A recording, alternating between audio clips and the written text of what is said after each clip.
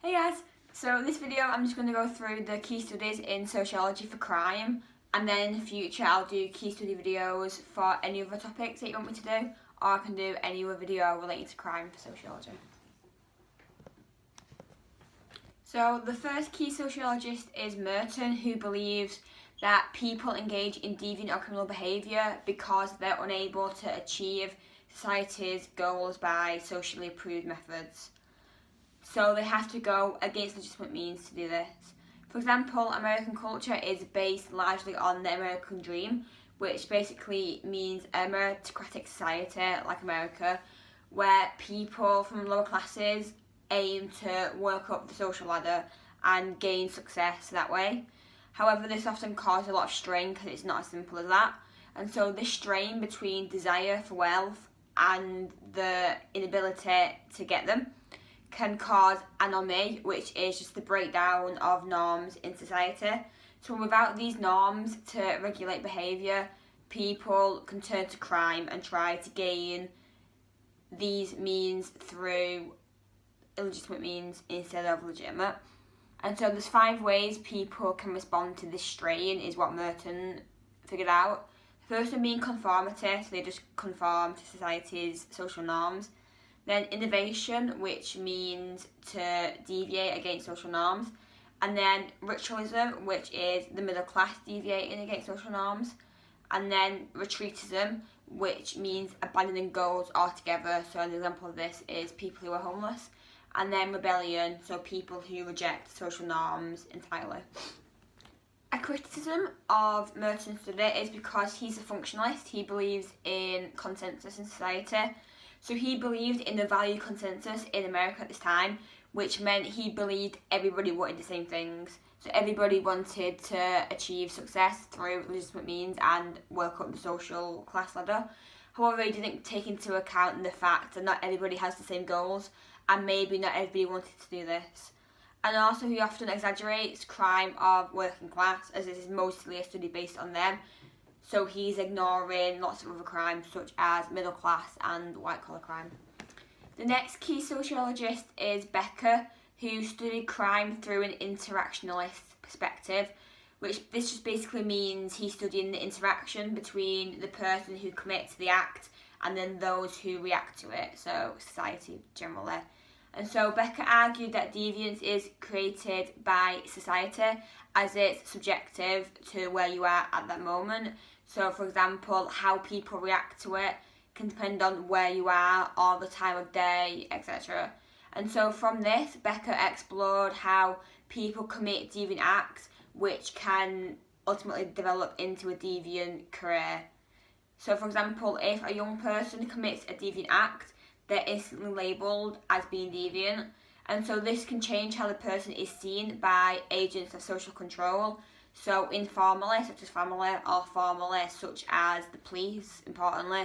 And so this can cause a master status, which basically means this label they've got as being deviant is so big it overpowers any other label that they might have and becomes their most defining feature. And so this can lead to the self-fulfilling prophecy. So the person will act upon this master status they've been given, which can lead into a deviant career. The next sociologist is Cohen, who believes that deviance is mainly committed by lower classes.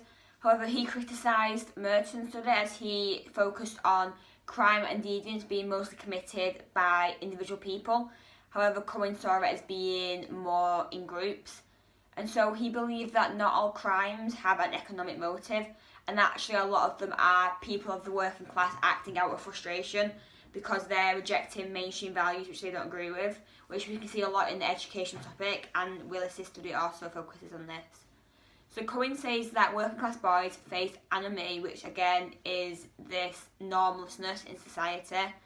And so it means out of frustration, these working class boys may turn to the alternative status hierarchy, which basically means if they commit crime and join a gang, for example, and so this is their way to achieve status and power, as opposed to getting this through having a well-paid, well-respected job, for example. And so the alternative status hierarchy is a way for working class people to gain that status that they feel they can't get through society's norms. One criticism of Cohen's work is that he believed that working class people in school would act out of resentment because they agreed with society's norms and wanted to gain status through a middle class way, but just felt they didn't have the opportunity. However, many would say that this is incorrect, and most working class people actually don't share these values and act out of resentment for norms that they don't understand rather than ones that they want to achieve but just can't. The next key study is Carolyn, who's working from a feminist perspective, and she argues that working class women make the class deal and the gender deal, where the class deal means that they work hard and they gain material rewards as a result, so money basically, and they also make the gender deal with their male breadwinner, so they give love and affection in return for their male breadwinner's psychological and material rewards. But however, this is often an illusion, or the women don't actually get the rewards that they expected to, and so this means that both the class and the gender deal break down, which means crime and deviance can come out of it as a result.